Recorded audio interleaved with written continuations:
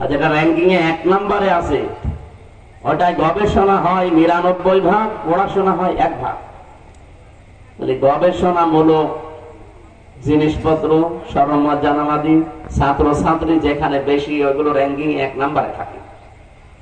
বলেন 257টা দেশ দুনিয়ায়, বাংলাদেশে এত বিশ্ববিদ্যালয় 1000-এর ভেতরে আমরা একটাও নেই। আমরা কত উপর আছি?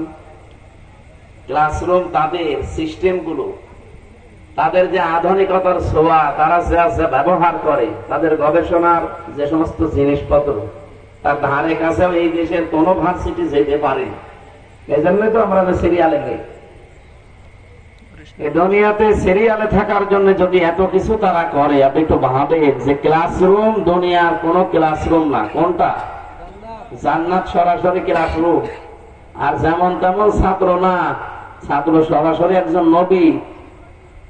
আর শিক্ষক ও জিবরাইল না। শিক্ষককে কি শেখাতে পারে?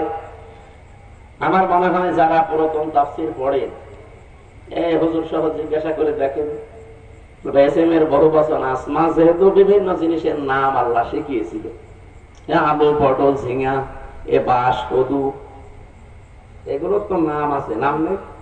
নামগুলো এক জায়গায় করলে হয় আসমা, নাম সমূহ। এই গুরুত্বপূর্ণ ক্লাসে আল্লাহকে আদম নবীকে আলু, পটল, ঝিঙা, পেঁপে এগুলোর নাম শেখায় আপনার মনে হয়? কি শিখিয়েছিলেন?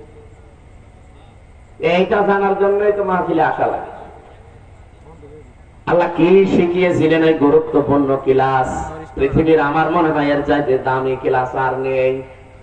এত দামি ক্লাসে এত দামি ছাত্রের সামনে এইরকম শিক্ষক একজন আল্লাহ নিজে কে কে শিখিয়েছিলেন সেটা সূরা আরাফের 172 নম্বর আয়াতে আছে। ওয়াইদা ফাদা রাব্বুকা মিন বানি আদামা মিন যুহুরিহিম যুররিয়াতাহুম ওয়া আশহাদাহুম আলা আনফুসিহিম আলাস্তু বিরাব্বিকুম ক্বালু বালা শাহিদনা ইলা আখির আয়াত।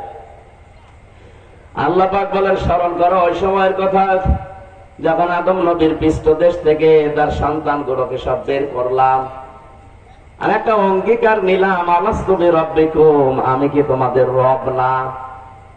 যত রূহ ওই সময় বের হয়েছিল এক বাক্যে জবাব দিয়েছে, ক্বালু বালা, অবশ্যই আপনি আমাদের রব।